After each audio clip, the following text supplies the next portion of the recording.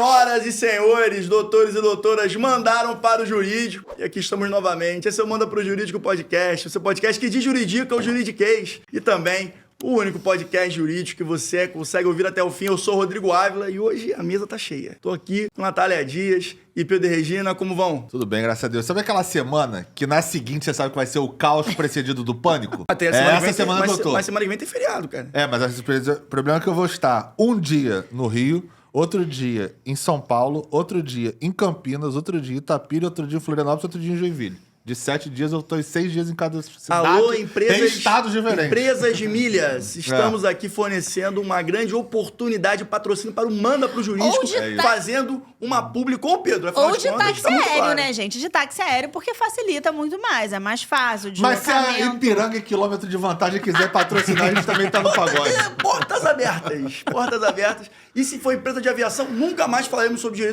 direito do consumidor contra a aviação. Brincadeira. Brincadeira. Natália, tudo bem? Como é que você tá? Gente, melhor agora, principalmente porque 2 episódios seguidos que estamos com mesa cheia, os 3 aqui mais um convidado, e dada essa logística de vida que estamos vivendo, isso aqui é uma vitória, né? Então, assim, começa esse episódio comemorando, muito feliz, obrigada, deuses da logística, e a vocês que estão aí assistindo a gente sempre e motivando a gente a estar aqui, independente do caos, né, Pedro? Acho que, inclusive, você falou assim, comemorando, acho que próximo episódio a gente podia trazer aqui a champanhota, botar aqui uma mimosinha, né? Tomar aqui com suquinho de laranja. Fica aqui a dica, Ó, talk dirty to me, baby. Isso aí, eu vou te falar, tá chegando. Se tudo der certo, vai chegar aqui. Tô sentindo aqui que vai rolar champanhota no próximo episódio. Vamos ver. Também tô sentindo. Energias positivas. Nossa estagiária tava quase assim. Nunca foi tão bom trabalhar num lugar, gente. Nath, mas vai lá, apresenta o nosso convidado, que acho que o papo hoje vai ser bem interessante, que vai ser, assim, a conversa que eu tive com ele, com o André, foi, tipo assim, a sensação de que a gente vai entender como se estrutura um departamento jurídico do zero, né, cara? Apresenta ele aí, por favor.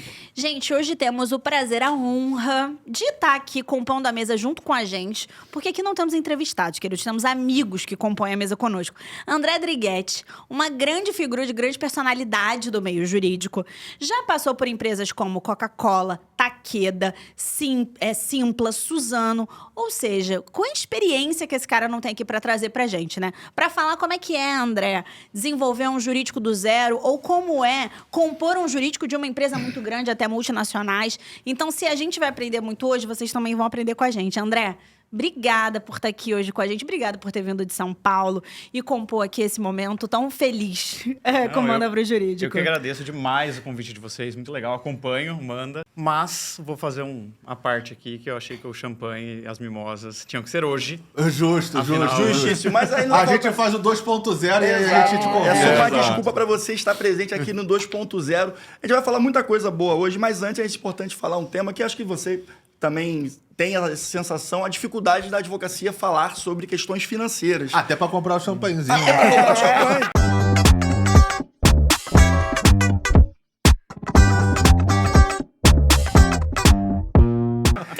O dinheiro é um tabu na advocacia, né, Nath?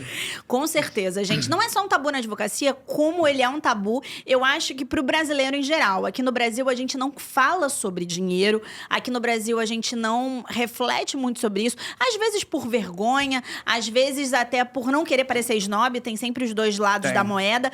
Mas eu acho que é muito importante, e a gente hoje em dia tem vários influencers que falam sobre essa questão financeira. E eu acho que o Manda pro Jurídico também tem seu papel de falar com o nosso público, que é o público advogado, que é um ambiente, que é um nicho jurídico, para dizer que fale sobre dinheiro, pense sobre dinheiro, porque isso é muito importante, isso compõe uma parte muito relevante da nossa vida. Perfeito. Por isso que temos parceiros que nos ajudam com isso, né, Rodrigo? Exatamente. Mas antes de apresentar, o parceiro já conhece, eu tenho certeza que você já conhece. Pedro, eu queria saber que você já fala muito isso. Por que o advogado e o brasileiro tem justamente esse tabu, essa talvez, assim, resistência em encarar o dinheiro como uma realidade cotidiana? Eu acho que são 2 pontos. Primeiro, eu acho que é uma cultura brasileira total, né? Da gente não falar sobre dinheiro, ou quando a gente fala sobre dinheiro, você parece prepotente, parece que você tá querendo cartar, que você é arrogante, quando, na verdade, deveria ser um assunto normal, né? Deve ser mais um assunto de conversa de bar. E também tem a parte do planejamento. E aí eu acho que é algo que falta nas faculdades de direito, que eu vou falar aqui porque foi a que a gente fez, né? Não existe uma aula de planejamento financeiro, de estruturação de negócio, como é que você faz. E aí o advogado que acaba tendo que ir para aquela advocacia autônoma ou até no escritório pequeno, ele vai passar por isso e ele vai ser atropelado por isso. Vai. Então, nada melhor do que parceiros como a Juscast, por exemplo, Perfeito. que fazem a Maravilhoso. antecipação de honorários. Cara, o cara tá aqui, tá rindo. Parece até que eu tava falando errado. Não, né? não, tô orgulhoso que você fez um gancho maravilhoso. Pô, vai ser aí. Trabalha com antecipação de Reis da honorários. publi, exatamente. galera. Lembrando que tem que estar com sentença transitada em julgado. Lembrando que tem que ser de casos que já tenham essa sentença para você, né? Trânsito em julgado, para quem está começando também, aquela sentença que já deu a condenação, de pessoas jurídicas que possam fazer essa antecipação. Eles vão fazer uma análise, são todas humanizadas as análises.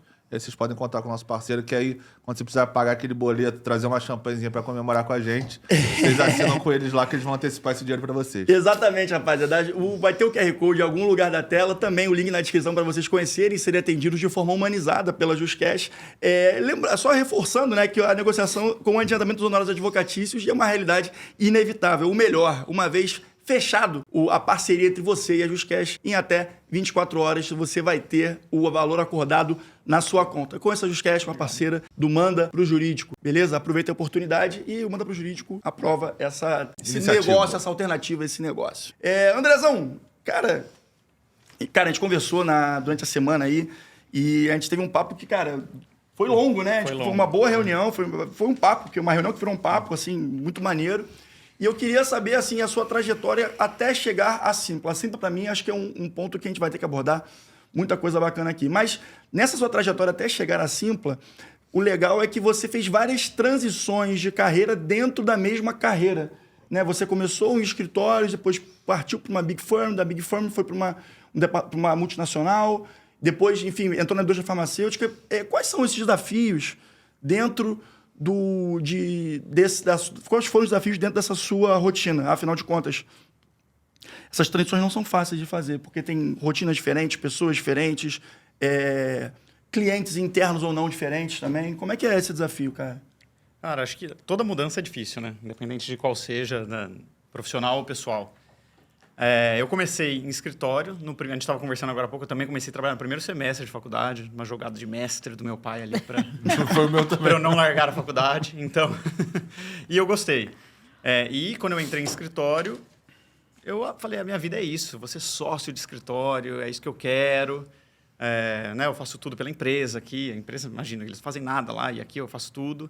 E aí eu tive a oportunidade de ir trabalhar na Coca-Cola FEMSA como secondment. E aí, como é que é essa transição também, a experiência de ser um secondment também? Porque é uma coisa, nem todo mundo tem essa experiência também, né? Não, é completamente diferente. Primeiro que você está representando um escritório, né? Então, Sim. assim, você tem uma Ou respo- infiltrado. Você tem uma responsabilidade, acho que, muito maior, porque você está representando alguém e não a si mesmo, né? Enquanto profissional, você está Claro. lá, né? Você, empresa e tal. E no outro, não, é um escritório que te colocou lá. Perfeito. E muitas vezes com um escopo mais fechado. Então, você vai, né? Há uma contratação da empresa, do escritório, que manda uma pessoa, um representante, para fazer determinado trabalho. Então, eu fui com um escopo fechado de trabalhar com contratos, sendo que meu background era contencioso. Um pouquinho mais perto do microfone. Tô longe? Não, tranquilo. Mas pode seguir. Tá bom. Meu background era contencioso e eu lembro que o meu chefe falou assim para mim, quem faz contencioso faz contrato. Quem faz contrato não Essa frase é muito necessariamente boa. faz contencioso. E é verdade, né? Porque quem está no contencioso, você sabe quais são os perrengues, o que vai dar problema, o que As não vai, implicações. o que funciona, o que não funciona, como o judiciário entende. Quem faz contratos, puramente contratos, tá, como que você faz uma cautelar de arresto? Uma pessoa que faz contratos. É complexo, né?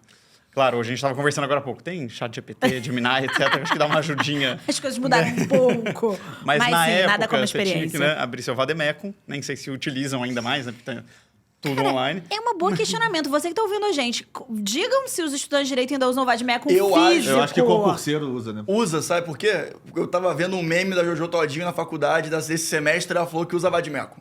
Ah, boa. porque Daquelas páginas de memes jurídicos, É porque sabe? você não pode usar a internet, senão você abre um espaço absurdo pra você constar o que você quiser. né? Não, Então, isso é verdade, mas eu digo no contexto não de prova, mas no contexto cotidiano. A gente carregava o vademecum. Ah, sim. Cara, as meninas tinham uma coisa com alcinha pra carregar o vademecum. Eu não sei se isso acontece hoje em dia, mas no caso a Jojo Todinho faz. E nos escritórios a gente tinha bibliotecas, que era Sim. pra eu fazer uma citação, pra olhar alguma Claro. coisa. É. Imagina. Tinha uma- Vou pra biblioteca, Que eu ainda olho. continuo recomendando, vou continuar olhando no livro físico, porque às vezes a fonte do chat GPT vem meio furada. Exato. né? É que eu te contei. Eu falei, o ChatGPT tava me escondendo a informação. Eu falei, uai, você tá mentindo pra mim.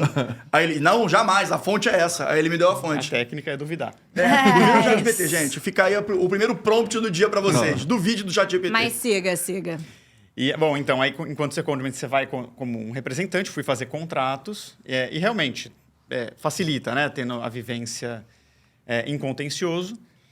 E fui para ficar um mês, né? Então era aquela conversa assim, não, vai lá para você ter a vivência de trabalhar numa empresa, é só para tirar um atraso de alguns contratos. E fui ficando 1 mês, 2, 3, 4, 5, 6, 9 meses. E aí eu estava numa época que eu queria muito trabalhar com arbitragem. Assim, então eu tinha feito minha monografia na faculdade de arbitragem, etc. Eu queria muito trabalhar com isso. E o escritório estava começando a abrir a frente de arbitragem. E aí a Coca me chamou para trabalhar com contratos. Não era muito o que eu queria para o resto da minha vida, fazer os contratos. Falei, vou voltar para o escritório. E voltei para o escritório. Acabou que não deu muito certo essa frente de arbitragem ali. E a Coca me liga, depois de um ano, fala, a gente está com uma nova posição aqui, que não é de contratos apenas. É para trabalhar com contencioso, civil, ambiental, criminal, com contratos, com societário, um pouquinho de tudo, né? Aí entra no mundo da empresa que você começa a ter. Tinha um corpo jurídico até que robusto, perto de outras empresas, e fui. E aí, aqui é aquela pegada, né, da diferença. No escritório, nem sei se eu posso falar essas coisas, mas eu trabalhava das 8 da manhã até na hora que precisar. Sábado, domingo, porque tem prazo para segunda, então domingo de madrugada. E eu falei, fui para a empresa com a ideia de que agora eu bato cartão, né? Eu tinha essa coisa, eu vou bater cartão às 8h30, 6 horas eu vou embora. Afinal, é só eu mandar tudo para o escritório. Afinal, eu faço tudo pela empresa. E aí você entra na empresa e o que você manda para o escritório é 2% de todas as suas atividades que você tem no cotidiano, porque eu fazia o contencioso, eu achava que isso que era tudo que acontecia. Então, você começa a ter essa mudança de mentalidade. O que acontece na empresa? Tem todas as demais áreas. Como que você se conecta com as outras áreas? Você não está falando mais com advogados. Então, como que você se comunica? Tira o juridiquês, né? Sim. Que você fala, uma jurisprudência. Para o cara do comercial, ele fala, tá, que é isso? A gente vai despachar com o juiz. Ele acha que você vai... Tem aquele meme agora que parece que você vai dar Esse meme é muito bom. Vou despachar com o juiz, até o advogado batendo tambor. Então, como que você se comunica com as outras áreas, com marketing, com financeiro? Aí vocês até trouxeram agora aqui, né? Qual a importância da parte financeira para o jurídico, né? Dentro de uma empresa? Então, você tem que ter essa mudança de mentalidade. Eu lembro muito que quando eu comecei a trabalhar em empresa, os meus e-mails, eles tinham, assim, acho que você imprimisse, tinha páginas e páginas, porque eu queria fazer todos os cenários possíveis. Queria fazer um legal opinion, assim, Exato. para mandar pro financeiro. Então... O financeiro só quer saber, pode fazer. Exato. Eles estavam tratando num contrato de um grande cliente e tal. Eu falei, olha, então, no primeiro cenário, o Código Civil... Aí minha chefe me chamou e falou assim, André, tá vendo esse e-mail que você mandou aqui? Você precisa mandar isso em 2 parágrafos, no máximo de, 2 linhas, cada parágrafo. Aí eu, não, impossível. É impossível. Ela, não, vem cá, vamos ler. E ela sentou comigo, mostrou e era tipo, olha, você começa assim, então. Olá, pessoal, tudo bem? Linha 1. Linha 2. Podemos seguir dessa forma. Por quê?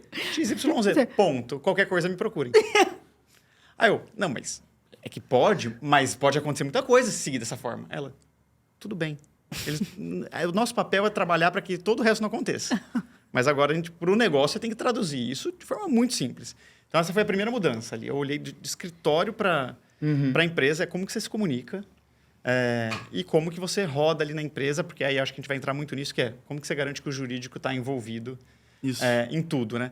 Naquela época, né, longínqua época, mais de 10 anos, o jurídico era separado da empresa. Tinha uma porta. Então, era uma porta que só o jurídico conseguia passar o crachá e abrir a porta. Olha que como você segrega de fato, caramba. né? E as pessoas só procuravam jurídico para coisa. Nem existia compliance naquela época. A lei de compliance ainda estava sendo Engatinhando. discutida. Nem tinha publicado, nem existia projeto de lei. E aí você ficava separado. Então, essa era a realidade. O jurídico é separado porque é um ente validador, final mesmo. Né? E hoje eu vejo tanto que eu brigo para falar, não, gente, pelo amor de Deus. Né? Por isso que eu acho ótimo as empresas hoje que têm open space, que você senta onde você quer. E aí, quando você saca a jogada de como que você está inserido nas coisas, Não vou sentar com a minha patota do jurídico ali naquele canto. Sim, vou Deixa me eu sentar com a integrar. galera ali. Que aí você fica no ouvido, né? Você vai tomar um cafezinho, Você você consegue escuta. criar mais relacionamento Você também cria dentro da relacionamento. empresa. É. E assim, é um aspecto que você falou, a separação do jurídico das empresas, dentro das empresas, que é algo que eu sinto que as próprias organizações agora estão querendo tirar esse muro, né? E eu sinto também dentro do departamento jurídico que há essa intenção também de aproximar dentro para as outras áreas. Assim, Eu acho que tem 2 pontos super relevantes no que o André trouxe da experiência dele. Principalmente uma experiência que 10 anos tem pouco tempo, mas ao mesmo tempo na nossa dinâmica e velocidade atual Nossa, tem muito tempo. Que é essa perspectiva do escritório versus o jurídico interno. E isso eu acho que é uma coisa muito interessante que a gente fala muito aqui, que para nós parece muito óbvio, mas que não. Tem muita gente que tem uma vivência específica de escritório e que nunca trabalhou dentro de uma empresa e que pode ter essa percepção, que na verdade o jurídico interno de uma empresa é um passador de trabalho e, no máximo, um coordenador de demanda. Tá no prazo, não tá no prazo, basicamente isso. E também pode ter a visão da empresa do que acontece, de fato, dentro de um escritório. Porque eu acho que é recente, mas já existem pessoas que fizeram carreira única e exclusivamente dentro de empresa hoje em dia. Sim, que não era existe. uma realidade muito grande há 10, 15 anos atrás. Não existia essa pessoa que começava a carreira dela dentro de uma tem empresa fator jurídica, dentro de uma agora, empresa. São pessoas que estão começando uma carreira única em empresas em home office. Então, Nossa, é verdade. E aí, como que você tem essa vivência de você se conectar com outras áreas, que é aquela fora do que você aprendeu na faculdade, fora do que seu chefe está falando? Se você está numa caixinha do Zoom, né? Acabou, você desliga, você está ali na sua casa. Como que você aprende, né? Como Isso você é uma se boa porta numa questão. reunião? Qual é a sua visão sobre essa questão de trabalho full home office, trabalho full presencial e híbrido? O que você acha dessa dinâmica para performance e desenvolvimento profissional e da empresa também? Talvez eu seja um pouco polêmico. Eu fujo Gostamos. dos extremos, mas eu acho que tem fases e fases. Se eu pudesse escolher hoje, se eu fosse estagiário, eu escolheria ficar 100% presencial. É onde você aprende. Porque você não precisa estar perguntando ou recebendo uma demanda. É de ouvir. A gente aprendeu assim. Eu escuto meu chefe conversando, escutava meu chefe conversando com outra pessoa. Aí eu...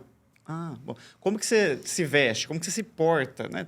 A etiqueta do escritório, da empresa. Isso você aprende olhando, participando, estando. Então, se eu tivesse muito no meu início da carreira, eu acho que eu ia, com a mentalidade de hoje, eu tenho certeza que quem está começando a carreira Não tem essa não tem essa visão. Não tem. Mas eu acho que agrega muito. Hoje, eu sou fã do híbrido. O híbrido, para mim, é um modelo muito bom. Não gosto de ficar 100% na minha casa, você fica muito isolado. Mas também está todo dia no escritório e a gente sabe...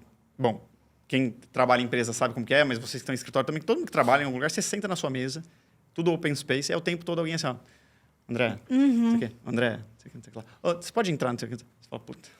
Aproveitando que você está aqui hoje, entra aqui E você nessa fala, pô, eu reunião preciso comigo. ler, eu preciso entender esse contrato, eu preciso ler todo esse histórico aqui para eu poder Claro. direcionar. Então, é o momento que você está em casa, né? Além de, obviamente, aí você pode ir na academia um pouquinho mais tarde, na hora do almoço, tem todo, passear com o cachorro, tem tudo aquilo que Mas qualidade de essa vida, né? facilidade, qualidade de Sim. vida. E um ponto que eu achei interessante dessa mudança que você falou da questão da forma de trabalho. Como é o desafio dessa transição do escritório para a empresa na questão da gestão do tempo? Porque, enfim, existem demandas, por exemplo, que antigamente o advogado de escritório pode fazer de madrugada, pode fazer num domingo.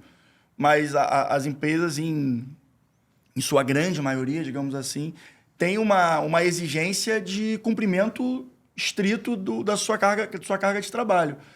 Passou de 8 horas, né? Tem empresa que fecha o sistema, tem diversas formas assim. Como fazer essa transição de forma com que você consiga fazer uma gestão do tempo de forma que não comprometa as suas entregas também? Né? Que isso aí é difícil pra cacete, cara. Assim, eu não sei exatamente como estão todas as empresas hoje, né? Na época que eu mudei para a empresa, não tinha nem laptop. Então, tinha desktop lá, o laptop era só para gerentes, para cima, porque era muito caro, né? Hoje em dia, acho que todo mundo tem laptop. Então, você realmente tinha que bater o cartão, logo, e você tem até o seu período, e horas extras sempre aprovadas, né? Então, tinha que ter a aprovação. E você tinha que fazer essa gestão mesmo. É uma questão de muita organização, é mais dinâmico dentro da empresa, né? Então, diferente de você ter que fazer um parecer e olhar profundamente, você está o tempo todo ali rodando, pelo menos naquele início, ele estava o tempo todo rodando, 100% presencial, e muita coisa você resolve na boca. E você só manda um e-mail para falar, tipo, olha, conforme a gente falou agora, vamos seguir com XYZ, o que for. Então, é uma forma muito dinâmica de acontecer as coisas. E os projetos estão o tempo todo surgindo, né? E aí você tem sempre o escritório parceiro, que agrega demais, né? Então, eu não consigo imaginar hoje trabalhar numa empresa sem eu ter um escritório me auxiliando ali no dia a dia em demandas mais complexas, pontuais, específicas. Porque um advogado de empresa, você tem que ser mais generalista. Você tem que conhecer um pouquinho de tudo. Mas se eu tiver uma questão regulatória de gás e óleo, sei lá, que apareceu ali porque eu fui construir uma fábrica e furei um cano, qualquer coisa pode acontecer. E aí você fala, bom, eu vou perder meu tempo aqui na empresa me especializando nessa única questão que aconteceu uma única vez. Então eu falo, não, deixa eu achar qual é o melhor escritório que trabalha com gás e óleo, porque o cara vai me trazer. Aí ele pode mandar o parecerzão que for, 10 páginas. Até prefiro. Gosto de ler, entender tudo. E aí eu pego essas 10 páginas, transformo em 2 linhas. Falo, gente, é assim que a gente segue. Então, você trabalhar com parceiros e você ter esse dinamismo da empresa. A empresa toda está nessa mesma questão de como que eu consigo trabalhar dentro desse escopo de horas, né? Obviamente, você vai crescendo na carreira, a limitação de horas ela vai sumindo, né? Sim. Então, você tem final de semana, sábado, domingo, aconteceu alguma coisa, você é acionado, tem que resolver, faz parte.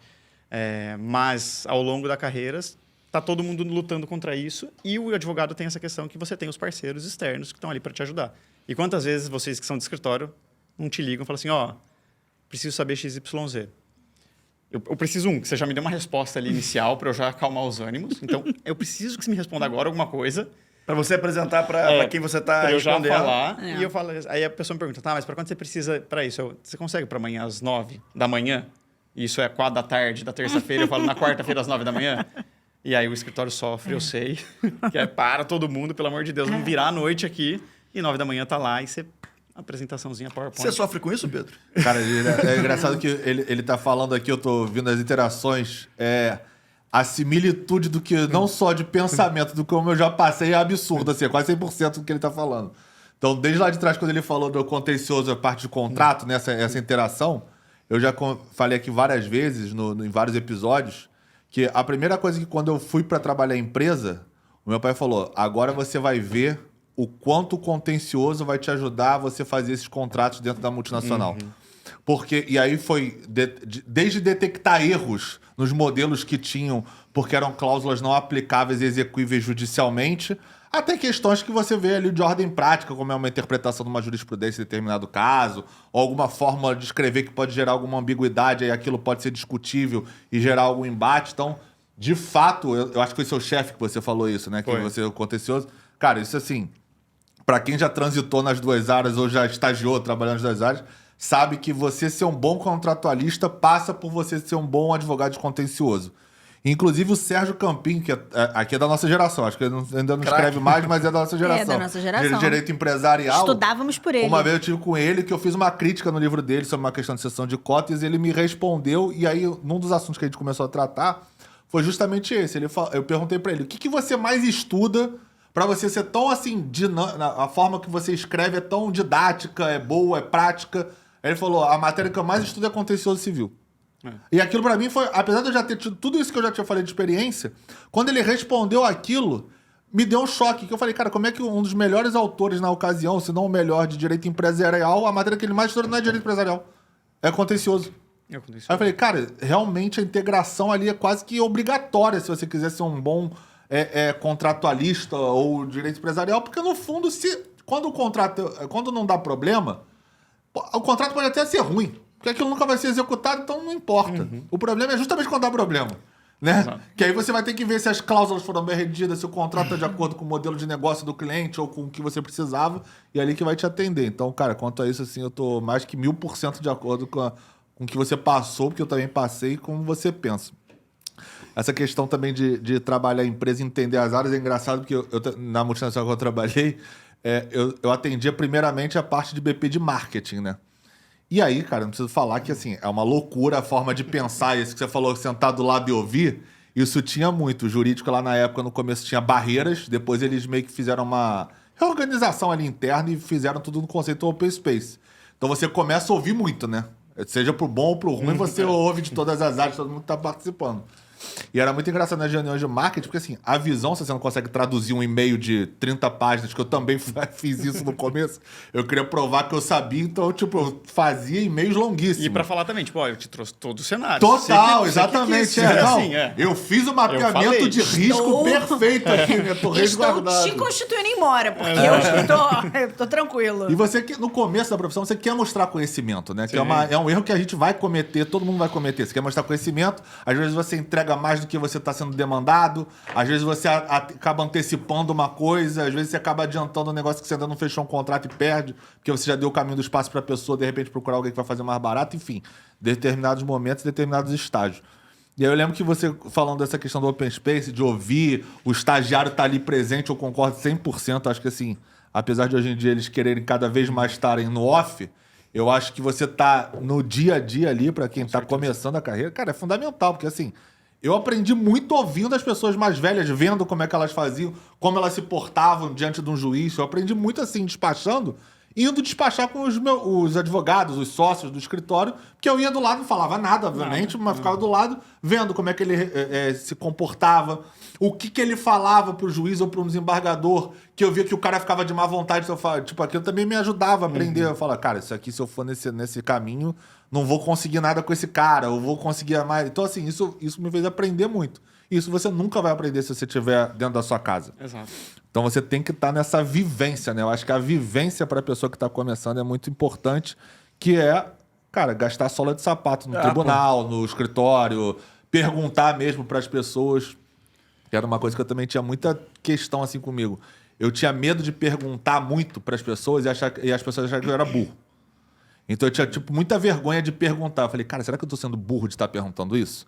E aí, com a tua experiência, vai vendo que em determinadas situações você pode perguntar, que as pessoas vão ter até boa vontade de explicar como é que faz. Obviamente, se você já pesquisou, se você já tentou se informar, e não tá perguntando por perguntar, né? Porque é mais fácil perguntar. E hoje tá muito mais fácil você conseguir essas E informações. muito mais fácil conseguir A gente fala, informação. ChatGPT, você exatamente, pergunta lá, exato, ChatGPT, o que você é a joga guia... lá, como é que Qual funciona guia eu isso? tenho que recolher? Uma Exato, vez eu tenho uma exato. história que eu tava no Machado Meyer, eu era estagiário novo, assim, também. E a gente tinha os amigos ali, os estagiários, eu ia fazer as guias todas de subestabelecimento, nem sei mais como que é isso hoje, as guias de subs para o mês todo. Então, imagina, Machado Meyer gigantesco. E aí eu imprimi 1 milhão de guias, tal, cortei, né, porque você tinha que cortar, tal, não sei o quê. E aí, tô fazendo, ia mandar para pagamento, veio um outro estagiário, ele falou, o que você está fazendo? Aí eu falei, vou fazer as guias de subestabelecimento. Aí ele, guia de subestabelecimento, mas não é essa guia. Aí eu, não, aqui, ó, acho que era, como que era, DRE, GRU, sei lá, tinha algum nome assim, a guia. Depois mudou para DIRF, né? Mas era... Aí ele falou, não, é esse carnê. E eu tava, tipo, indo levar pro cara pagar. Ele falou, não, é esse carnezinho aqui. E ele era o estagiário do 4º ano, né? Eu era, sei lá, do 2º ano. Aí ele, por que você não perguntou? Aí eu falei, cara... Achei que eu soubesse. Eu achei que eu sabia.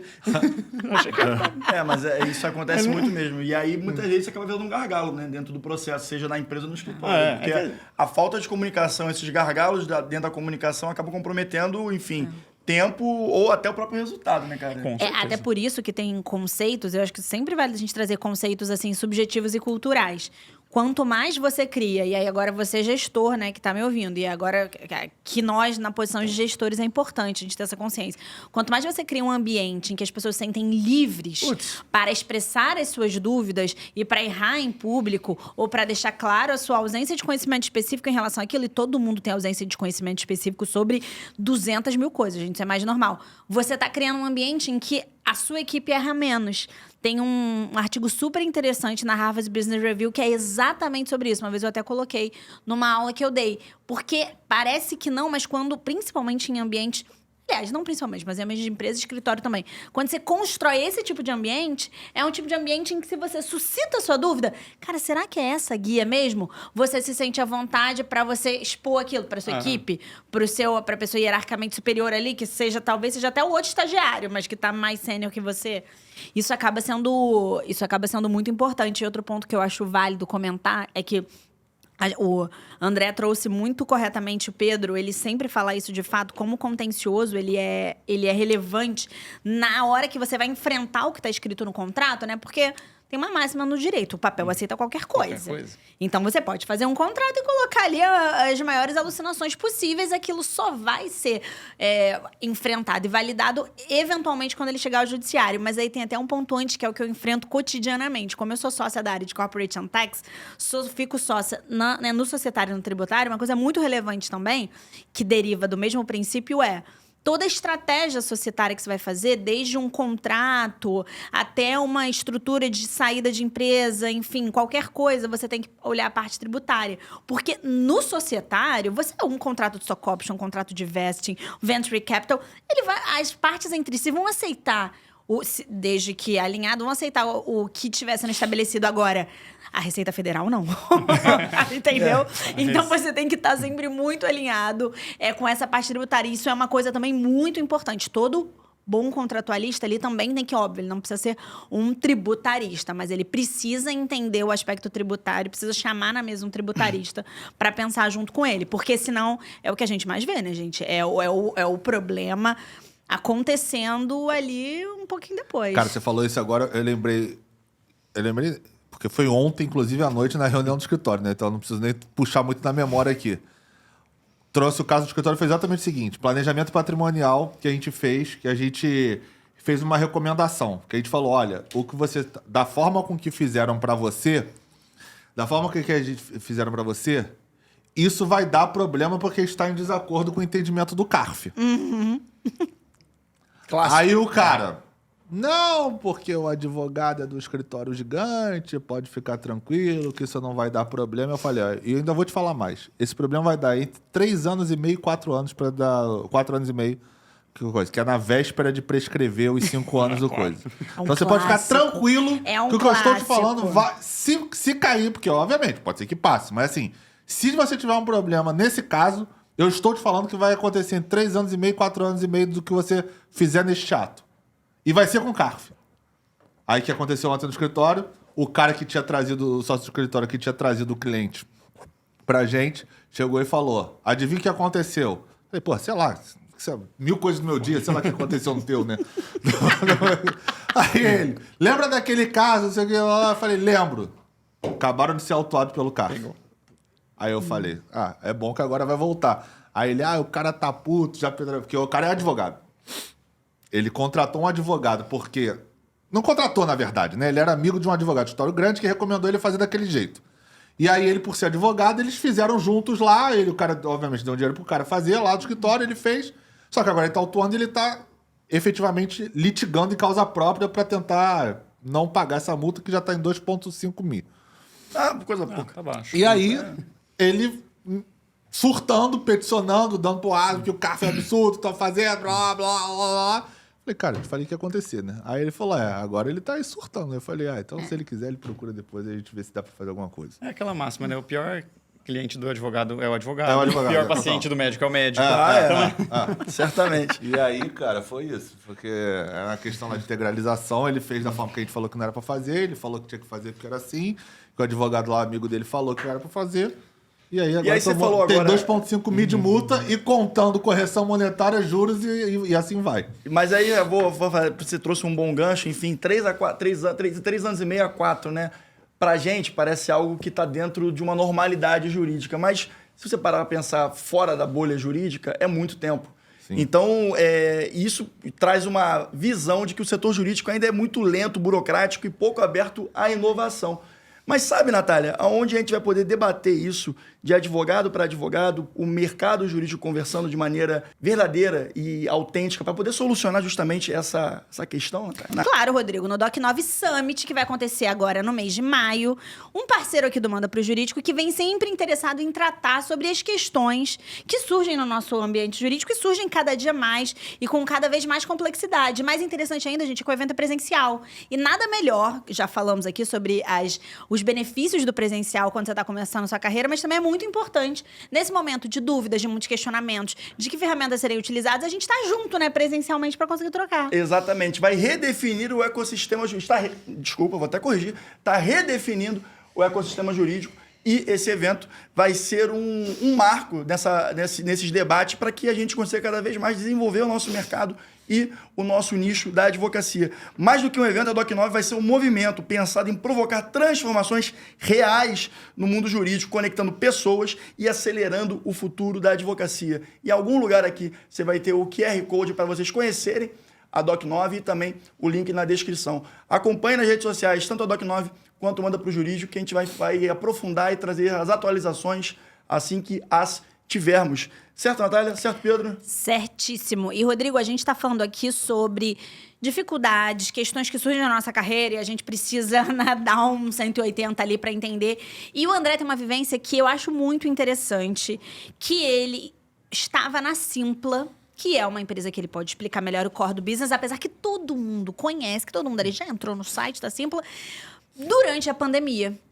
Ou seja, ele estava dentro de um setor muito afetado e eu tenho certeza que foi um grande desafio. Eu queria que você contasse um pouquinho, André, como é que foi isso? O desafio foi maior ainda, porque eu entrei na Simpla na pandemia. Não é que eu estava lá e começou a pandemia. Eu fui Ele aceitou o desafio, né? Ele falou, eu vou. É o famoso vou topar esse desafio aí. É isso. Exato, exato. E foi muito, muito bom, muito gratificante ter topado. Acho que uma coisa legal de trazer para o público, que é muito grande, que é a Simpla é uma mocinha. É a Simpla. É a Simpla. É feminino? É Com a Netflix. E todos vocês falaram a Simpla, mas eu escuto muita gente falar, lá no Simpla. Eu falo, não, é a. Isso é super Isso é importante. alinhamento de marca, né? O nome disso?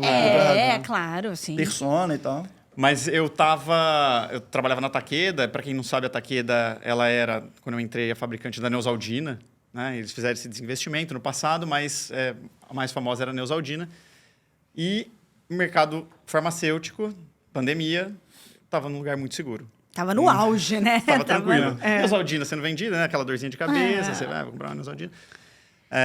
E aí me surge essa oportunidade. Foi um amigo, ele estava na Simpla, ele era o gerente jurídico compliance lá da Simpla, e ele falou, olha, sou formado em Direito, trabalho com Direito, não gosto disso. Eu tô fora. Não Corajoso. Eu quero migrar dentro da própria Simpla. Ele fez uma migração de carreira, ele queria trabalhar com estratégia, com outras coisas. Ele falou, cara, e você tem o perfil. E eu lembro que eu falei, João, né? Que é um nome genérico, mas é o nome dele também. Falei, João, mas como assim, né? Estamos no auge da pandemia. Uma empresa que faz parceria com eventos. Vocês vendem bilhete, né? Naquela época eu achava que era isso. A Simpla você vende bilhete. E aí ele falou, não, meu amigo, deixa eu te explicar, né? E aí tem todo um ecossistema de tecnologia. Então, a Simpla, ela é uma etiqueteira, mas é uma empresa de tecnologia. Que existe um mundo, né? Para comprar e para você entrar no evento, o que acontece por trás, meus amigos, loucura, é uma né? loucura, é impressionante. Muitas regras de Banco Central, etc., que foi uma grande surpresa para mim. Por quê? Por que eu saí da Takeda? A Takeda é uma empresa incrível também. Eu só trabalho em lugares incríveis. É verdade. Mas a Takeda realmente era uma empresa incrível, mas me incomodava muito a regulação excessiva. Indústria farmacêutica é muito regulada. É super regulada, com razão. Né? A gente está falando de medicamento, a gente está falando de paciente, de vida das pessoas. E eu tinha na Coca-Cola, quando eu estava lá, eu fiz um MBA em gestão de negócios, porque eu queria entender o funcionamento das coisas. Eu sempre quis sair um pouquinho do jurídico, porque eu sempre entendi o jurídico como meio, não como fim em si. Foi até por isso que, quando eu entrei em empresa, eu falei, não quero escritório. Eu quero empresa porque o jurídico é só o meu meio para eu trabalhar aqui. E aí, eu era o cara da fábrica, na Coca, na Suzano, na Takeda, eu sempre fui a pessoa que ia para a fábrica, dava essa fugida, mas essa regulação ali me incomodava bastante porque, de novo, com razão, quando você está falando de medicamento, de pacientes, não dá para você falar, tipo, olha, a regra aqui fala que não pode, mas se a gente contorna... Não existe isso, cara, não pode. 2 e 2 são 4, né? Exato, é isso e acabou. E isso me incomodava demais. E aí, eu contei para vocês, né? Eu fiz uma planilha, assim, falei, prós e contras de sair da Takeda. Contras. Vários. Prós, sair da indústria farmacêutica. Aí eu falei, vamos ver. Se der certo, deu certo. Se não der, paciência, né? O mercado está aí. O mundo é muito grande, tem muita coisa para ser feita aí. E aí eu fui, e aí, para minha surpresa, a Simpla era uma empresa super regulada pelo Banco Central e pelas bandeiras. Então, né? Eu querendo fugir de regulação. Mas Face it. Exato. Você mudou a regulação. Exato, mudei a regulação e já entendi que tecnologia é muito regulada. Sim. Tudo tem regulação, no fim das contas, existe alguma regulação. Mas Brasil, tem mercados muito hiper mais regulado. regulados, né? Exato. E eu fui contando aquela história, até me perdi na pergunta. Quis saber como é que foi esse desafio, porque a Simpla, pandemia, ela é uma etiqueteira, apesar de desenvolver tecnologia e ser uma empresa de tecnologia, ela também tem um core do business muito conectado com eventos. Com eventos. Foi uma época em que não podia ter evento. Como é que foi isso? Então, quando eu entrei lá, eles estavam fazendo o lançamento de ferramentas online, né? Então, o streaming, o live. Mas, claro que o core sempre foi o evento físico, o evento presencial. Isso que é, de fato, o que a Simpla trabalha muito bem. E aí, quando eu entro na Simpla, uma empresa, um pós-startup de aproximadamente 10 anos de empresa, acostumada com um crescimento de Acelerado. 3 dígitos todo ano, e que estava fazendo uma migração da saída naquele momento dos fundadores e a entrada de um corpo executivo, profissional, etc. Só que sem processos e fluxos definidos, porque o crescimento de startup é tão maluco, tão grande, as coisas então vai acontecendo. As coisas se atropelam um pouco, As né? coisas se atropelam. E é natural isso. E faz parte mesmo desse crescimento acelerado, porque cara, a gente quer vender, a gente quer fazer, a gente quer estar presente. Então, não tem um fluxo desenhado. Cada um faz de um jeito para chegar no mesmo resultado e vamos fazer assim. Então, nesse momento, eu olho e falo... E saindo de uma empresa secular, global, cultura japonesa, que tinha regras, procedimentos, fluxos, SOPs, programas globais ali de CLM. Então, tudo redondinho. E eu entro lá e tinha uma planilha de Excel. E fé. E muita gente me pedindo coisa. Caraca. E fé, e muita fé. E eu lembro, todo advogado de empresa vai falar que aqui acham que é uma pastelaria. Mas eu dou o exemplo que na Simpla foi uma pastelaria quando eu entrei. Eu nunca esqueço que uma pessoa, e aqui eu não vou citar nomes, né? Me chamou, me ligou, falou assim, André, abre aí o contrato padrão. Aí eu, opa, claro, né? 1 mês e meio de casa, né? Faço o que mando. Numa reuniãozinha. Numa reunião online, né? Online, né? Na Online, pandemia? né?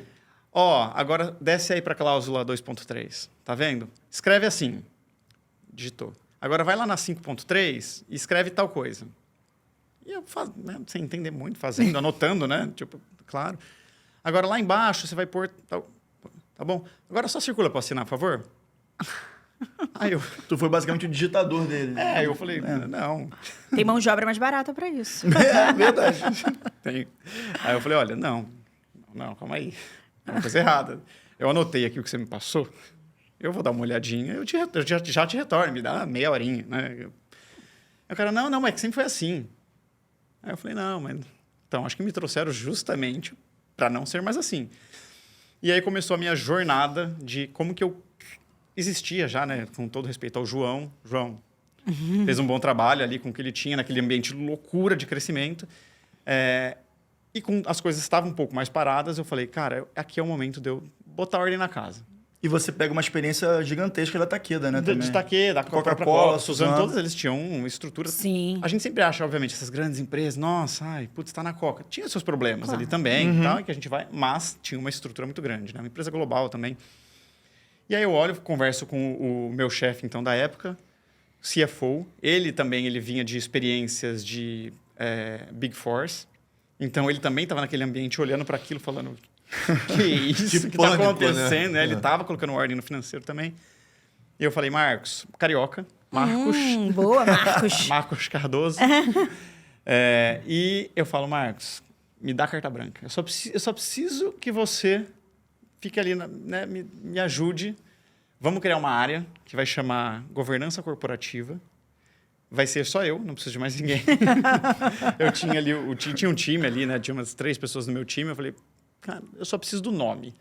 E aí a gente tinha o All Hands, então a gente apresenta a área e fala, olha, gente, o time de governança corporativa vai puxar vocês e tal. E ali a gente começa a fazer um trabalho global na empresa, sendo que a gente tinha ali cadáveres no jurídico, né? Porque acompanhamento de processo por planilha, contrato que chegava, entrava e saía, a gente não sabia o que já Os tinha. esqueletos no armário, né? A gente usava uma ferramenta de assinaturas digitais, então a gente pesquisava dentro dessa ferramenta os contratos. Então, não tinha umas pastinhas ali no sistema. Tal. Estou evitando falar marcas aqui.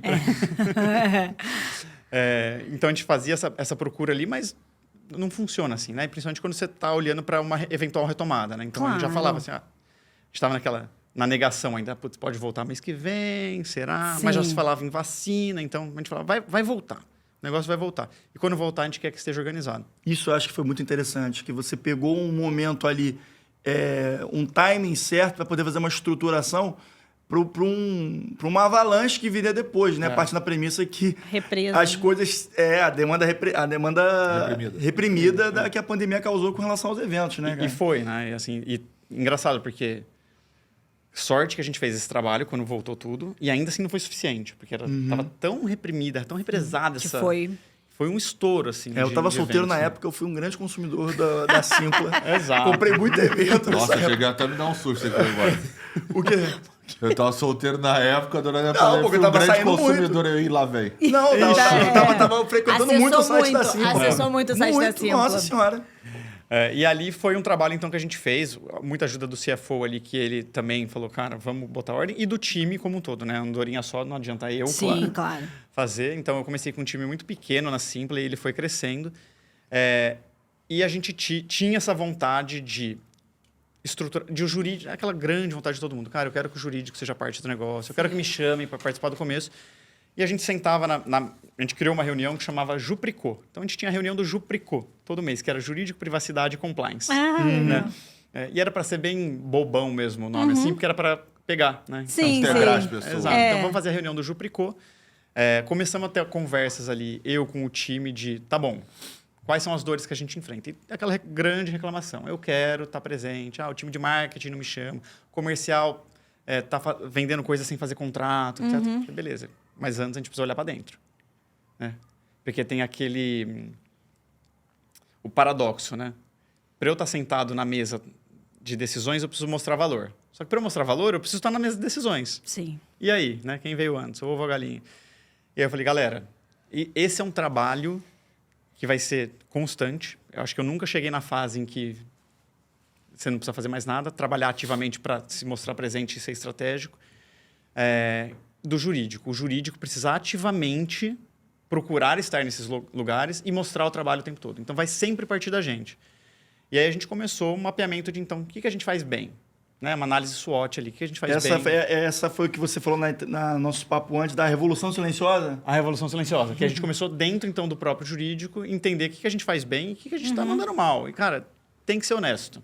Sim. A gente demora no contrato, a gente está respondendo e-mail depois de tantos dias. Quando ligam para a gente não... A galera quer agilidade, a galera tem que confiar. Então, eles têm que mostrar. E a gente tinha que aproveitar janelas. Erros acontecem em todo lugar, toda empresa. Se a gente pegar e olhar e falar assim, eu falei, ninguém vai procurar a gente. Mas se a gente pegar, aconteceu isso, vamos trazer para dentro de casa isso, vamos olhar. Agora vai ter outra situação, porque o negócio continua. A gente fala assim, putz, lembra daquele caso tal? Lembra daquele problema? Cara, eu pensei numa solução para a gente não ter mais esse problema. Você não está acusando ninguém de nada. Então, você está ali construindo. Era um self-marketing também, né? Como que a gente começa a se posicionar? Como que a gente começa a usar os espaços que a empresa tem para falar com todos os funcionários para falar de jurídico e compliance sem ser aquela coisa chata, pedante. O doutor, não sei o quê. Então, a gente tem que estar nesses espaços como pares de todo mundo. Né? Saber entender a linguagem de cada área. Saber entender a linguagem, exato. E a gente fez esse trabalho dentro do time. Foi um trabalho muito bem feito. O time, cara, vestiram a camisa do Jupricô ali. E a gente começou, então, esse trabalho de melhorar o jurídico, melhorar internamente e começar... Só que isso mostra um valorzinho pouco. A pessoa sente que mudou, mas ninguém está vendo. Eu falei, agora é hora da gente falar, da gente começar a apresentar, medir, né? Quantos dados a gente não tem aqui no jurídico? Praticamente todos os dados da empresa. Tudo, no fim das contas, passa por aqui. Seja por conta de um contrato, por um problema que aconteceu. E como que a gente consegue, então, coletar esses dados e gerar... Não adianta só pegar os dados e jogar, né, para a galera. Gerar uma inteligência a partir disso. Né? Tá tendo muito PROCON de problema X. Cara, vamos pegar isso aqui, vamos conversar com o time de atendimento. Vamos mostrar que a gente está na linha de frente causa mesmo, raiz. né? Exato. Isso que é ser negócio. Sim. Você tá ali, cara, conversar com o atendimento. Cara, teve um problema ali que vocês postaram... Mark, vocês postaram um negócio no Instagram que a gente foi dar uma olhadinha lá, nos comentários, não pegou bem. Porque falou tal coisa. Na próxima, vamos ajustar a comunicação? Porque olha aqui o problema que pode dar. E aí chega uma reclamação ali de um consumidor insatisfeito. Então, a gente começou a trabalhar como ponte também. Essa foi uma das práticas que a gente adotou. O jurídico passa a ser ponte. A gente não vai mais ser filtro de nada. Então, tem um grande projeto, a importância de estar presencial que a gente estava falando. Às vezes o projeto não chega mesmo na gente. Mas você está ali tomando um café, você escuta produto e tecnologia falando, não, porque a gente vai lançar... Lançar o quê? Oi? Oi? Você vai lançar o quê? Com quem que você falou do time? Não, que a gente está terminando aqui, a gente vai levar. Eu falei, não. Vamos falar agora. Vamos junto. Vamos falar agora, porque a gente já faz o negócio. Então, como que a gente consegue estar próximo do negócio, simplificar tudo, né? Então, a gente tinha um mantra de viabilizar e proteger. E é nessa ordem mesmo. Então, eu vou viabilizar, eu vou proteger, mas eu vou viabilizar o que você quer.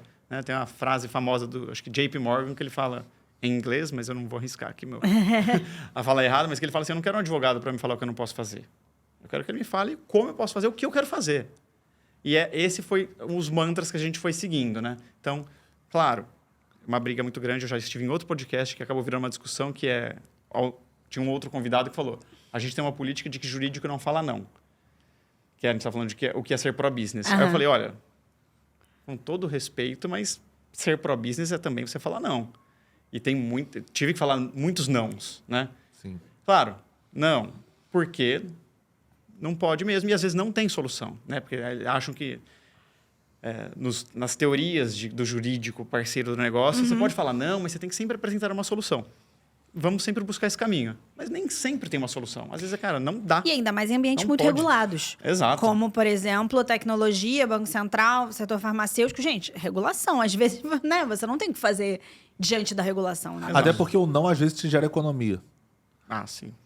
É verdade. E às vezes as pessoas não pensam nisso. Não, vamos arriscar e ver o que dá. Cara, mas eu acho que o arriscar e ver o que dá. Se eu já mapeei o risco e disse que não vai chegar no lugar que a gente quer minimamente, tu vai estar demandando não só um tempo, como um custo desnecessário. De repente, vale mais a pena enviar para evitar isso lá na frente, outras demandas nesse sentido, ou para a gente focar no que vai dar certo e otimizar aquele resultado. Né? E às vezes o não garante a perenidade do negócio. Exato. Total. Mas você você perder reputação, alguma coisa. Mas você sabe que, como qualquer processo de transição, existe aquele momento de fricção de ovos, né? Então, eu acho que quando o jurídico ele saiu desse jurídico quase Chinese Wall, assim, encastelado, distante, para um jurídico pró-business, eu acho que surgiu aquele momento em que muitos gestores ou até integrantes de equipe falam, não, a gente tem que ser pró-business no auge. Então, eu vou sempre viabilizar.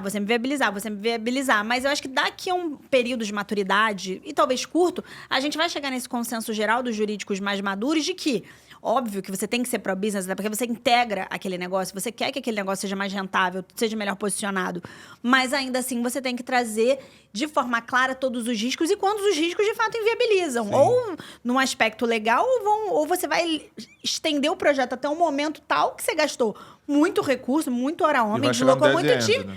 E não vai dar certo. Mas eu acho que eu entendo o ponto de vista da pessoa com quem você estava conversando, porque eu acho que nesse momento de fricção, o jurídico quer assim, não, cara, eu quero integrar o negócio.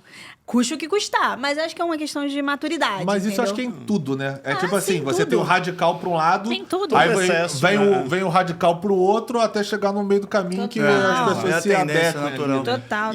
Esse não aqui, ele é... Assim, da minha experiência, eu acho que ele não representa nem 1% dos vezes. Mas é 1% que tem que ser respeitado e não pode... Por isso que o não, você dá não por dar não, você perde toda a sua credibilidade na hora que você realmente precisa usar aquele não, né? Então, perde força, exatamente. Né? E aí, você falou aqui do famoso Jupricô, né? Que você implementou lá. E aí, a gente já deu alguns aspectos jurídicos, mas eu gostaria de falar dessa implementação do programa de compliance também. E outro ponto que eu achei interessante... como se dá a relação na privacidade de dados entre cibersegurança e o jurídico, aonde cada um tem um protagonismo maior. Mas sobre esses dois aspectos aí, vamos focar primeiro no compliance. Como é fazer do zero também um programa de compliance? Você estruturou praticamente do zero o jurídico. E o compliance, o programa de compliance? Também. Pois também. Precisa fazer tudo ali. Foi uma grande batalha e foi um grande desafio para mim, porque eu não era de compliance. Então, hoje em dia eu recebo muita mensagem no LinkedIn das pessoas, tipo, como que você começou? Eu falo, olha, eu comecei porque eu precisei começar. Eu precisei fazer e eu aprendi fazendo. Então, quando eu entrei na Simpla, eu sempre atuei como o jurídico parceiro de compliance. Nas indústrias que eu trabalhei tinham os departamentos específicos. E aí, eu entro lá e a gente precisa montar um programa completo, sendo que o compliance abarca o regulatório, né? Então, chega essas regulações de Banco Central, como que a gente implementa isso aqui? E aí o compliance padrãozão também, que é canal de denúncias, treinamentos, etc, né? Como que eu fiz? Eu, na verdade, a internet é um mar infinito de possibilidades, né? Você tem que ter um pouco de bom senso ali, saber o que você está vendo. Mas tem muito conteúdo gratuito, muita gente falando na internet. Na época não existia TikTok, mas hoje você entrar no TikTok, acho que você tem. Eu não tenho mais, porque virou um vício.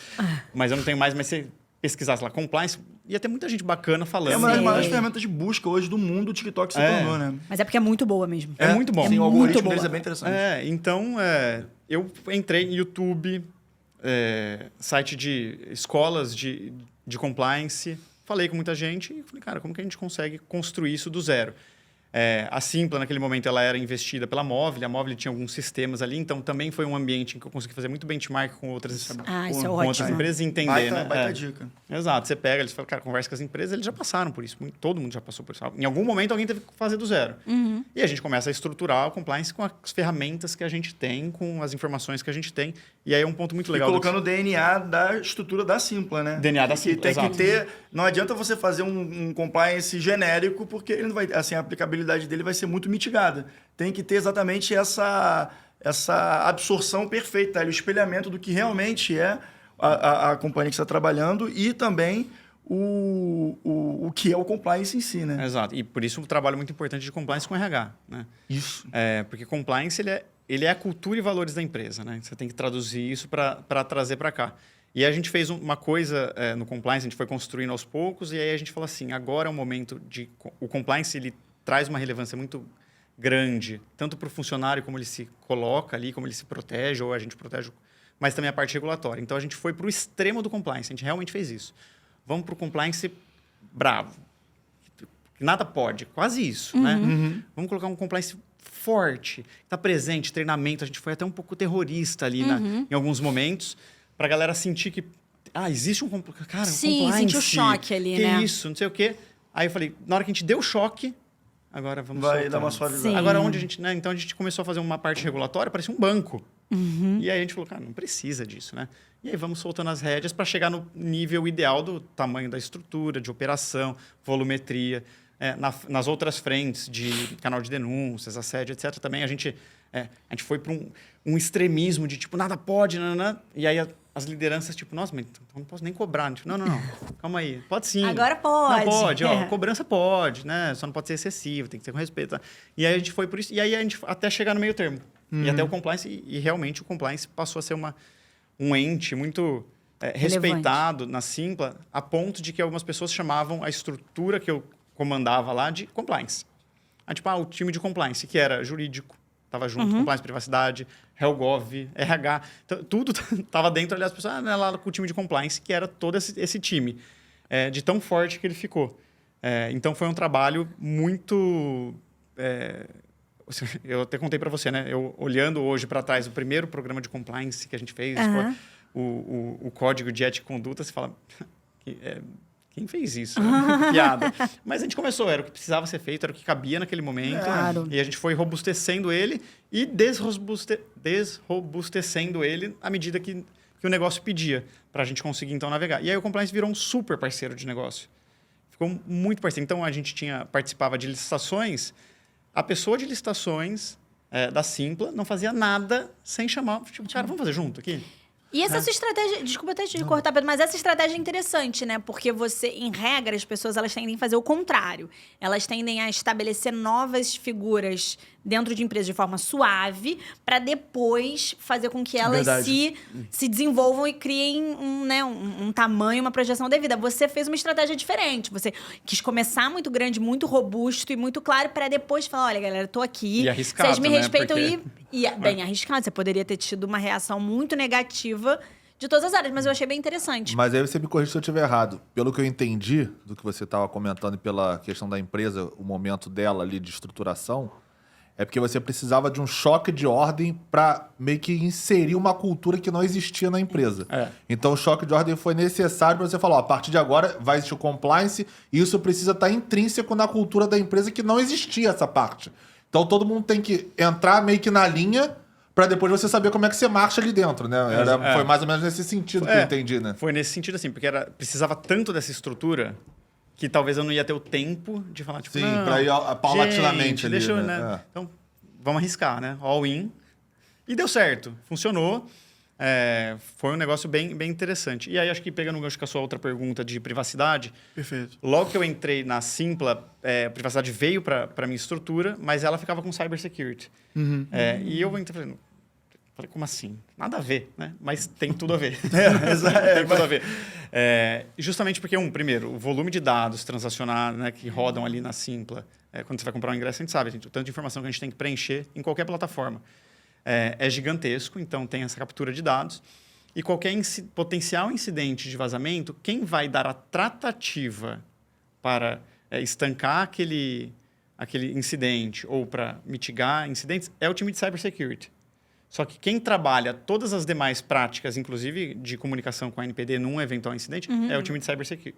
É o time de privacidade. Jurídico de privacidade. Então, a gente faz as regras e o time de cybersecurity implementa as regras. Né? É mais comum. É que tem os dois papéis ali, né? A privacidade também tem um papel de executor de uma série de regras, mas o time de cybersecurity ele é 100% o tempo todo trabalhando em cima disso, dentro no software, vamos colocar assim. E o privacidade, ele é mais um ente que está ali supervisionando, garantindo que a gente está seguindo dentro das normas, regras, que eu não estou deixando o meu comercial, que tem as grandes ideias de... Por que a gente não vende os dados? Olha que fonte de receita maravilhosa. Vamos vender os dados. Gente, acordei com uma ideia ótima hoje. Tipo, vamos vender dado, vender córnea, vender... Exato, vamos vender. E aí é onde entra a privacidade e fala, olha, não pode. Né? Não dá, não funciona assim. Né? Não, e se a gente coloca lá... Vocês sempre falam desse tal de consentimento, vamos colocar lá para a pessoa que eu vou vender os dados dela. Não. Então, privacidade, ele vai mais dando essa manobrada ali. E tem a parte operacional do dia a dia. Tem uma série de partes operacionais, que estou falando, obviamente, no incidente, né? Roupas, tem que fazer todo data mapping, etc. Isso acontece o tempo todo. A gente entender onde os dados de funcionários mesmo, muitas vezes, estão rodando, o que as pessoas estão tratando esses dados. E o time de cybersecurity, ele protege os dados do usuário que entrou e como que ele vai, eventualmente, sair dali. Eu vou te fazer uma pergunta, cara, que você, no final das contas, acabou com um time de quantos temas diferentes no seu guarda-chuva? Jurídico, privacidade, compliance. Regulatório, que acabou entrando depois em compliance. Governança corporativa. Né? Governança corporativa, que aí ele deixou de existir em algum momento. Ele se dissolveu. Ele se dissolveu ali. Então, foi jurídico, compliance, privacidade, relações governamentais, regulatório e RH. E aí todo o RH, né? E aí eu te faço uma pergunta, cara, que aí, dá pra ver que você liderou diversas pessoas de diversas formas de pensar diferentes. Como é que você implementa um processo de liderança de uma reunião one-to-one até a elaboração de um relatório para quem você está respondendo? Porque, cara, é desafiador isso, né? São quantas pessoas você estava envolvido? Você estava aí eu entrei lidando? na Simpla eram 3 pessoas no time, eu saí, tinham 31 pessoas. Caramba! Sendo que o RH, obviamente, ele ocupava metade disso, né? Porque pensa que... Aqui falo RH, mas tem toda a estrutura, né, que desce de RH. É desafiador, cara. Acho que não tem uma fórmula certa. Eu tinha muita dificuldade one-on-one, eu recebi esse feedback do meu time, porque era tanta gente, que os meus diretos ali, que parecia que eu estava o tempo todo dando feedback. Esse feedback formal, sentar, one-on-one mesmo, né? Então, eu tentava fazer o feedback no cotidiano. Saímos da reunião, já mandava tipo, cuidado quando você fala tal coisa, parará. Mas tem gente que gosta dessa estrutura de você sentar e falar, olha, então, lembra tal dia? Quero dar um exemplo. E tudo bem, cada um é cada um. Eu tenho um livro, inclusive, que eu indico para todo mundo, que é o Empatia Assertiva, da Kim Scott. Quando eu entrei para o RH, me falaram, cara, lê esse livro, e ele mudou. E ele serve para tudo, para quem é líder, para quem é liderado, para você lidar com seu marido, com a sua esposa, serve para tudo. O Empatia Assertiva, ele é maravilhoso. E lá eu peguei como ser um líder melhor e eu consegui conduzir o meu time ali. Então, primeiro, confiança e autonomia. Confiança e autonomia no meu time eu tinha muita, porque você não confia na pessoa que reporta direto para você, talvez seja na hora de você trocar, né? Você não pode ter alguém que você desconfia. Então, eu tinha uma confiança absurda nos meus diretos e eu falava para eles, vocês têm que confiar absurdamente nos seus diretos e assim em diante. E alinhamento. Alinhamento o tempo todo. Então, pelo menos uma vez por semana, eu sentava com cada um dos meus diretos, a gente tinha o que a gente chamava de checkpoint, que era, eu trago para eles questões que talvez sejam mais estratégicas, que estão acontecendo, para ficar alerta e tal, e eles me trazem o que está acontecendo ali na galera do dia a dia. O que eles são os projetos, o que eles estão fazendo, etc. Checkpoints de 1 hora, 1h30, 2 horas. Porque eu falava, cara, faz. Algumas coisas você precisa me trazer, eu preciso tomar uma decisão, mas algumas coisas eu só preciso saber. Porque não dá para o CTO chegar numa reunião de diretoria e fazer um comentário e falar, mas é porque o jurídico não deixou. O jurídico não deixou. Eu preciso saber o que é isso e o que foi que vocês falaram. Às vezes não foi que você não deixou. Foi aquele ponto que a gente conversou. Cara, nesse caminho não funciona. Vamos tentar por esse lado para eu não ficar vendido nessas reuniões, né? Então, eu tinha esse alinhamento com o meu time constantemente, o tempo todo. E o Slack, lá, que era a ferramenta que a gente usava, comia solto, né? Então, eu entrava em reunião, tipo, vou falar de tal coisa, você participou disso, quem do time foi puxado, tal. É uma loucura, né? E porque era aquela coisa, eu entrava para falar de cultura, como que a gente vai falar de cultura, valores e do café da manhã que pediram para reunião. Aí eu saía para falar com uma questão tributária, que ficava com o time financeiro, e aí eu saía de lá para falar de uma ação judicial, que a gente tinha que entrar, e aí voltava para falar de DP, porque o salário... Então, a cabeça... É legal que você falou agora de cultura, né? Eu acho que é interessante a gente fazer um paralelo do que você viveu na Simpla, que é uma startup, ou seja, tá em construção ainda dessa questão cultural da empresa, e você falou das outras experiências que você teve, a Coca-Cola, Fenza, Suzano e Itaqueda. Então, são empresas que, se não são todas centenárias, mas tem, a Coca-Cola, não sei quanto tempo tem, talvez seja centenária, não sei. Ah, com certeza. A Takeda é a Suzano, mas já é uma empresa muito bem estabelecida aqui no cenário brasileiro. Tem culturas muito bem estabelecidas, muito fortes, principalmente a Takeda, eu suponho. E você vem para um universo em que você talvez seja o promotor dessa cultura, né? E aí eu acho que é interessante fazer esse paralelo, porque, de certa forma, essas suas experiências anteriores, né, acabam sendo o seu background para poder fazer essa implementação dentro da Simpla, né, cara? Acho que um ponto muito... Eu entrei, eu não era RH. Depois de 2 anos eu virei RH e fiquei 2 anos e a gente começou a trabalhar em cultura. E uma grande briga minha na Simpla era que a cultura não é do RH, né? Primeiro, cultura a gente pode escrever o que a gente quiser aqui, gente. A gente pode definir, vamos escrever aqui na parede, coisas lindas, maravilhosas. Mas cultura é o que acontece no dia a dia, né? E cultura vem do topo, né? É o tone at the top, que é aquilo que a gente fala, tem compliance. Então, cara, é o que a liderança prega, é o que a liderança está fazendo, é como a liderança se porta, como a liderança toma decisões. Isso é cultura, é isso que cria cultura, né? Você quer uma cultura de que as pessoas vão para o escritório? Não adianta, então, eu, diretor... mas eu não vou. Mas, time, eu quero que vocês vão. Não funciona, né?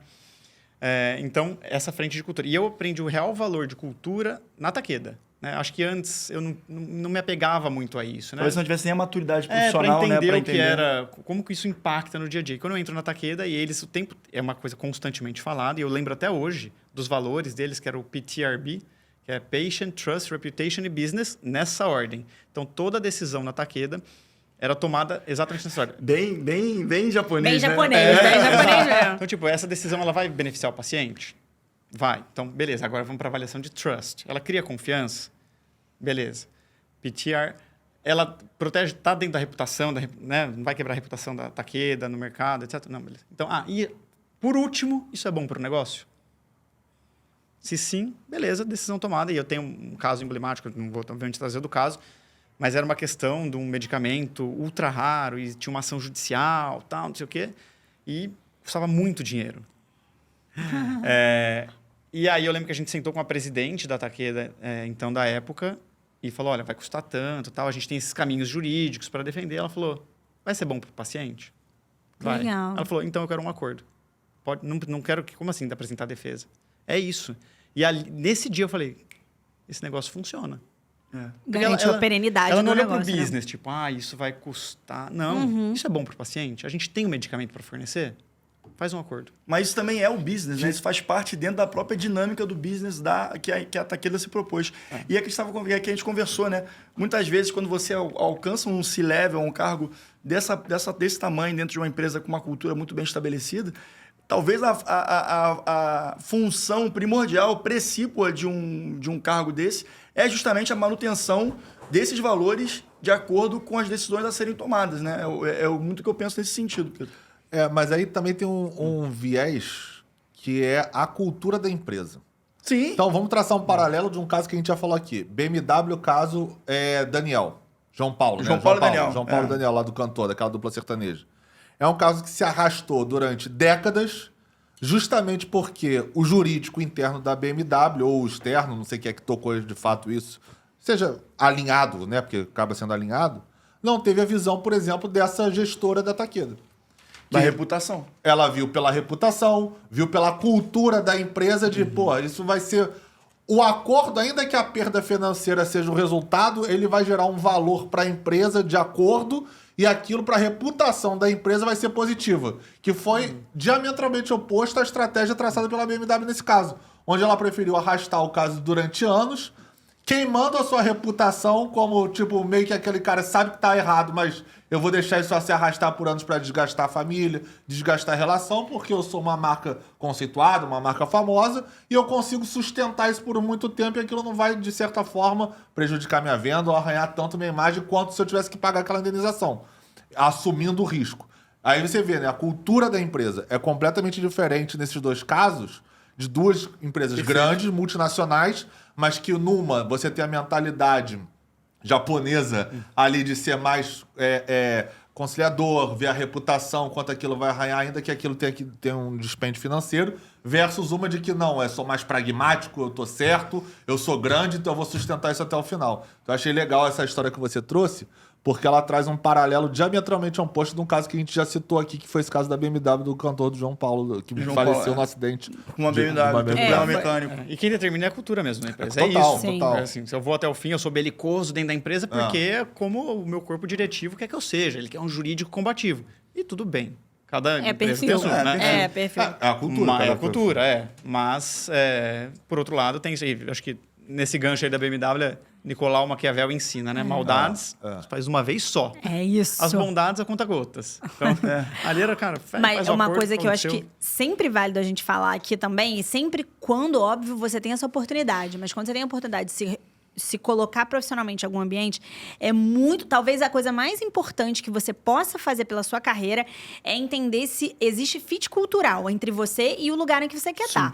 Desde uma empresa até um escritório, ou, enfim, um projeto novo, em que, né, as diretrizes daquele projeto têm um fit cultural. Óbvio que isso é um mundo ideal. Às vezes a gente precisa trabalhar e a gente vai para onde a oportunidade, né, nos aparece. Mas quando você consegue fazer isso... é uma chance de sucesso muito grande, porque você vai se realizar. Porque questões do dia a dia, processos, estruturas, até de áreas de negócio, isso é uma coisa... Isso é mais dinâmico. Agora, cultura é muito menos dinâmico. Cultura é uma coisa que você demora a implementar e tem muita dificuldade de alterar. Então, é uma questão bem relevante. Não, esse featuring de você agregar a sua visão com a cultura do lugar que você trabalha. Cara, você trabalha melhor, né? Mas Porque sim. você tá total, você tá Tem um ambiente alinhado que ali. você É exala. óbvio. Sim, Óbvio que não sem existe um ambiente dúvida. perfeito, onde você vai fazer Não, tudo 100% do tempo, coisas que te dão prazer. Não é isso que a gente tá falando aqui. Mas você tá num ambiente que compartilha dos mesmos princípios e valores que você. Cara, isso é bom pra todo mundo. É bom pra empresa, porque ela já tá alinhada com aquele funcionário, aquele sócio dela. E é bom pra pessoa também, porque ela se sente mais integrada, mais assim, envolvida, mais abraçada no projeto. Com né? certeza. Exato. Uma coisa que eu aprendi depois de ser RH, eu entrevistei muita gente. Às vezes precisava entrevistar desde estagiários até C-levels lá. A gente nunca vai conseguir identificar a cultura da empresa mesmo até você estar lá dentro. Né? Então, verdade. muitas vezes é uma grata surpresa, às vezes o que está escrito, o que você lê no site, é uma grande balela e você entra lá. Foi feito pelo chat GPT. Exato. Ou foi feito no mundo ideal, que não corresponde Mas à existem realidade. meios de você chegar mais próximo do que é. E as melhores pessoas que eu entrevistei e que acabaram entrando na Simpla, Simpla. me perguntavam sobre cultura. E aí, claro, né, eles perguntam, me conta um pouco da cultura. Então, você aprofundar nesse questionamento traz elementos, porque você passa por várias etapas no processo seletivo. Em todas as etapas, se pudesse dar uma dica para alguém, pergunte sobre cultura. E Boa dica, hein? A pergunta é, cara, tirando o crachá, é sempre assim, cara, tirando o crachá, me conta um pouco da cultura da empresa. Se todo mundo fala um pouco, cada um do seu jeito, mas um pouco da mesma coisa, há indícios de que, cara, que ela é uma cultura mesmo do que estão trazendo, que ela é vivida na prática. Se o primeiro ponto que você está conversando ali, com o Talent Acquisition, ele fala uma coisa, aí depois você vai falar com o gestor da área, ele fala uma outra coisa, e aí depois você vai falar com o gestor, ele fala outra, você fala, pode até ter sido legal o que cada um falou. Mas tem Mas esse se não tem, desalinhamento, você fala, cara... uma interseção, né? Exato. Porque no fim, assim, cada um tem seu jeito, cada um tem como você lida com as coisas, mas a empresa tem a cultura dela e que tem... Cada um do seu jeito vai andando nesse mesmo Minimamente caminho. a comunicação não Exato. ficou clara do que é a cultura da empresa. né? Exato. Então, essa é uma coisa muito legal, porque cultura impacta muito. Cultura Assim, impacta muito. E eu acho que a gente está muito impactado com esse episódio de hoje. Não, maravilhoso, assim, você trazer um profissional que tem experiências em empresas e escritório, uma Big Law, e empresas muito distintas, né? Sim. Em nível de maturidade e também de posicionamento, né? Cultura, inclusive. Achei demais. A gente pode fazer um episódio só falando sobre a experiência do RH. Pô, que deve ter sido seria uma coisa interessantíssimo. única. Porque é um advogado com olhar de RH, né, cara? Foi Isso um mundo à parte. É diferente mesmo. Que você, Aí a gente traz o champanhe pra E aí, essa e aí tem o champanhe, A pô. história é essa champanhe. Vamos ver se vai acontecer isso aí, que eu tô empolgado com essa possibilidade. Mas Andrezão, obrigadão pela participação, cara. Foi incrível. Você agradeço. Muitos bons insights, até indicação de livro. Empatia assertiva, Empatia né? assertiva, Vou dar uma Kim Scott. pesquisada. Segunda pessoa na mesma semana que me indica esse livro. É que mesmo? Fala, Nossa, Porra, leia. Mônica Muito bom. Bussieri, que esteve aqui nessa mesa. Eu que indiquei pra ela. Ah, olha só Eu como as almocei com pessoas ela se ontem, conectam. ela falou, eu li esse livro e estou indicando pra todo mundo. Isso, ela me indicou esse livro. Então, assim, acho que agora tá É definido uma que eu preciso corrente de ler. indicação por É dentro. isso, é isso. Queremos aqui um cupom para fazer. É verdade. Alô, Amazon. Jeff Bezos, vamos trabalhar junto aí. Gente, Mas então é isso aí. Eu vou agradecer a vocês estarem ouvindo até agora. Agradecer novamente a participação do André. Agradecer naturalmente Pedro e Natália por dividirem comigo aqui essa mesa e todo mundo que faz acontecer aqui o Manda Pro Jurídico. Seguimos em frente. Teremos mais episódios. Muitas novidades estão sendo desenhadas aqui dentro do Manda. E caso você tenha alguma dúvida sobre as novidades ou sobre o que já passou, tenho certeza que sabe o que fazer, né? Manda Pro Jurídico. Valeu, um grande abraço e até semana que vem.